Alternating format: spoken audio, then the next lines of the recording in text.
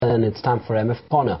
Markets are on a seesaw again, and in these times of volatility, is there a way you can protect your investments from erosion? Let's find out from our expert, Dhirendra Kumar, CEO of Value Research, if capital protection funds are a good idea. We're putting the spotlight on capital protection funds. Afternoon, Dhirendra. What are these capital protection or capital guaranteed plans, and how are they structured? Just to clarify that, they are being,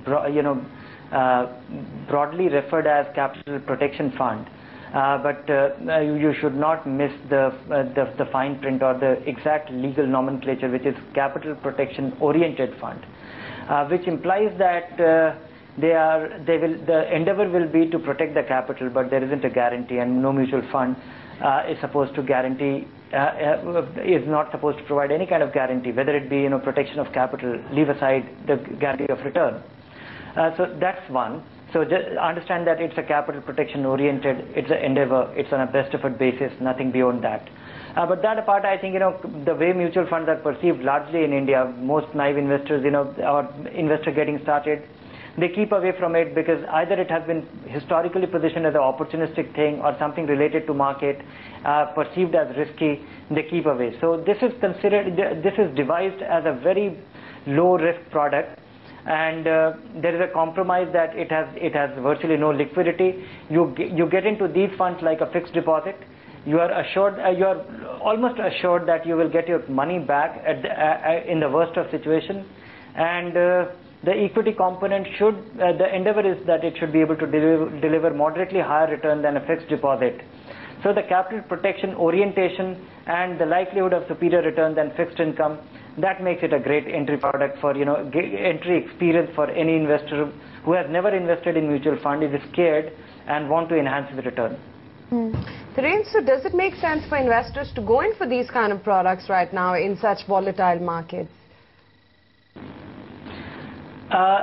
For most investors who have experienced mutual fund or who are doing their SIPs, have been through a full market cycle, this may not be an ideal thing.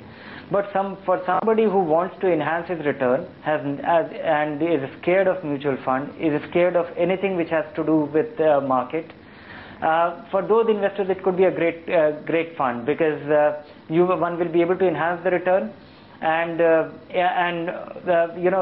is a great behavioral I would say a driver here, that once you invest in these funds, you are assured that okay, your money is locked in for a defined time period, you will get your capital back at the least, and by just holding these funds over this time period, your experience turns out to be pleasant, because the moment you invest in an equity fund and you have the potential, you have the opportunity or the flexibility of taking your money out, it goes down by 10%, you pull out. Here you get locked in, that comes to their advantage. Right. Dhirendra, what kind of returns can one expect typically from these products? I guess this is going to be a reasonably good year for equity. So in a good year, how good can it get for these funds? I think, I would say one should rather focus on the worst case scenario.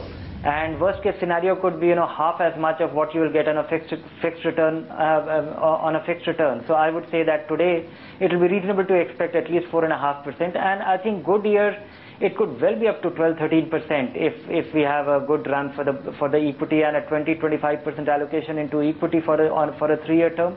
It could be as much. Dhirendra, so if we were to compare, do these capital protection funds score over fixed deposits? Absolutely. For anybody willing to assume risk in a very measured way, it will certainly score over fixed deposit.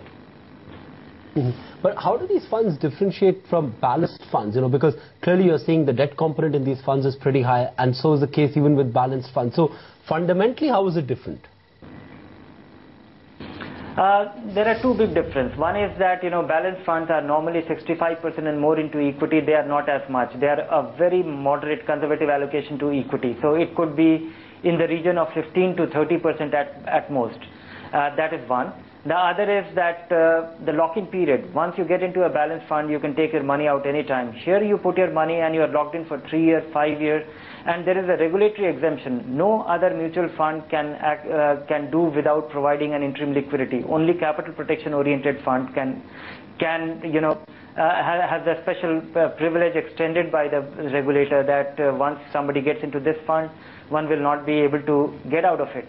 So from that point of view, that forced lock-in provides a great premise to the fund manager to deliver what it's supposed to.